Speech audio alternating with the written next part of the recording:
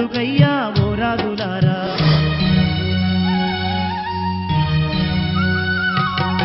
సీతమ్మ నాకు ప్రేమతో ఇచ్చిన ముత్యాల హారం గొప్పదే కావచ్చు కొరికి చూడం